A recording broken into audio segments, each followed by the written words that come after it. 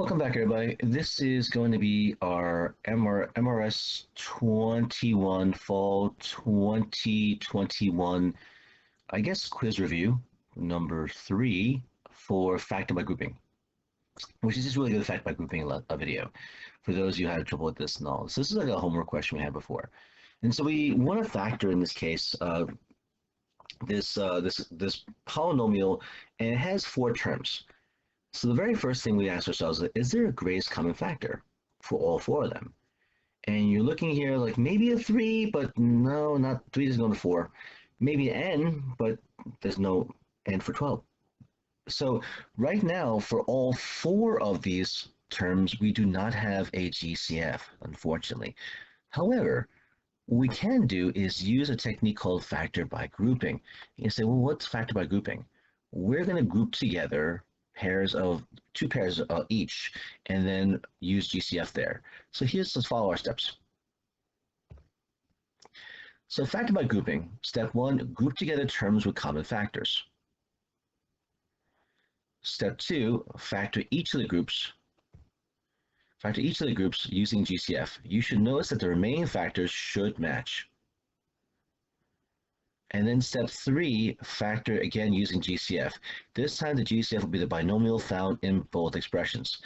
So we've already covered how to factor using greatest common factor.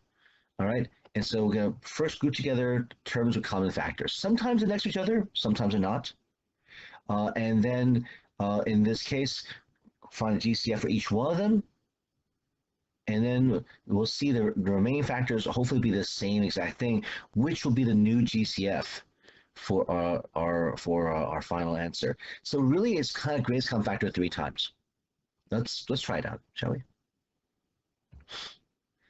So the first step is to group our terms together. So I'm going to group in this case the 3n cubed minus 4n squared and the positive 9n squared and the 12n. I'm just going to move this over a little bit here, actually. Oops, there you go. That's fine. All right, so our GCF for this one here, our GCF looks like it's going to be, well, not a number, because the only number divides into 3 and 4 evenly is 1, but when we have 2 variables, the same variable, n cubed, n squared, our GCF is going to be the one with the smaller exponent, so it'll be n squared here. And so to find the remaining factor, we're going to divide each of those terms by n squared. So we write down our GCF, n squared, and if you divide 3n to the third by n squared, you get 3n.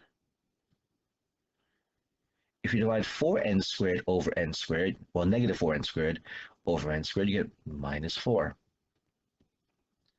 And so we have found that we have factored out the greatest common factor for the first 2 terms. Now let's factor out the greatest common factor for the second 2 terms. And in this case, between 9n and 12, our GCF for this one is going to be 3. Or positive 3 in this case. So I'll put down positive 3 here. And if we divide 9n by 3, we get 3n. And we divide negative 12 by 3, you get minus 4. All right. Now we notice that both the remaining factors we found after we took out the GCF are exactly the same. And so we know we're on the right track. We know we're on the right track. So this is how we know, okay, good. All right. Now, one more time, we're going to find our GCF. Between these 2 expressions, between this expression and this expression, our GCF is going to be, well, 3n minus 4. Your GCF does not have to be a single term all the time. It could be a binomial.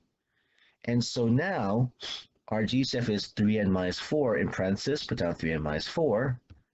And what's left over? Well, if you divide n squared times 3n minus 4 by 3n minus 4, you're left with n squared. If you divide 3 times 3n minus 4 by 3n minus 4, you're left with plus 3. And this is your fully factored form. So really doing GCF, greatest common factor, 3 times. Okay? Again, factoring is just a way of rewriting something that's like a polynomial form that's kind of like, adding all these terms and rewriting in a way so you have two things that are multiplying each other. Okay? All right. Now let's try something a little more challenging though.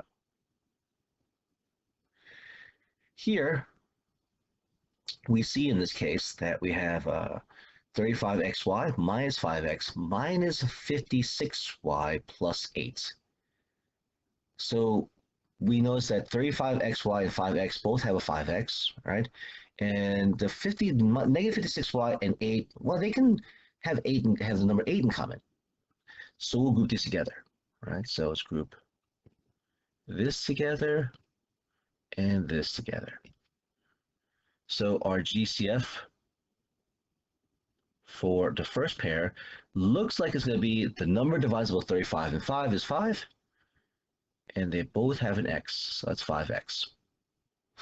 So you factor out a 5x, you divide each of those terms by 5x, so 35xy divided by 5x becomes 7y. And then negative 5x divided by 5x is just negative 1. Okay, now for the second pair. Well, it looks like we can divide both numbers by 8. Here's the problem. If I make my GCF equal to 8, or positive 8, then I'm left with a negative 7y plus 1. And we see here not exactly the same thing as we had from before. In the previous factoring, we had positive 7y minus 1. But here, our main factor is negative 7y plus 1. It's almost like it's like the opposite. But we want them to match. So maybe, in this case, instead of using positive 8, we use negative 8. You say, well, negative 8. Well, again, if we divide negative 56y by negative 8, we get positive 7y, which is what we're looking for. And if you divide negative 8 by negative 8, you get positive 1.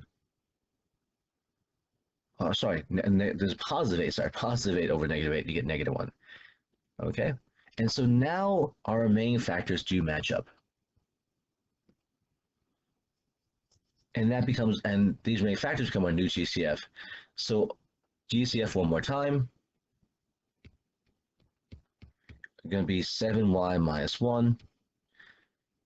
Okay, and if we divide each of these terms by 7y minus 1, we're left with 5x and minus 8.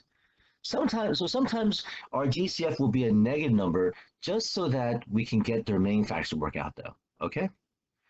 All right, everybody, I hope this has been helpful. And it's really the same thing over and over again. And sometimes, again, the terms you're grouping together are hopefully be next to each other, but sometimes you move them around. All right. So in this situation, again, they were next to each other and probably worked out much better this way because I don't think I can group the 35xy with either negative 56xy or with the 8. So just to see that case though. So, okay, everybody, thanks so much for watching. I hope this was helpful for you guys. So definitely have a question of this on our quiz, and just also the factor by grouping will help us out just when we start doing other types of factoring as well too. Thanks so much for watching, ladies and gentlemen. If you found this video helpful, please give it a like and subscribe to the channel. Share this as well too for those who might be having a little trouble with factor by grouping and all. All right, and everybody. Please, if you leave a comment in the comment section below and you'll subscribe, you'll be entered into our little raffle for a Funko Pop. I'll be doing a drawing at the probably January of 2022. So if you are watching this video after that, then maybe a little bit too late to enter the drawing. But hopefully, you got a window. You got a window to in this case end of the year of 2021. All right, everybody, thanks so much for watching. I'll see you in the next video. Take care and be safe.